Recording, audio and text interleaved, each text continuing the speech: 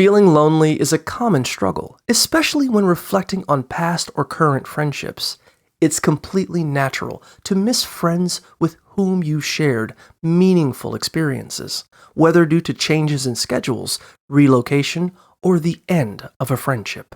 Experts emphasize that reconnection is important for mental well-being, and simple outreach can rekindle relationships, even if it feels daunting. Using I statements can help express feelings without placing blame, while honest conversations may pave the way for reconciliation if conflicts have arisen.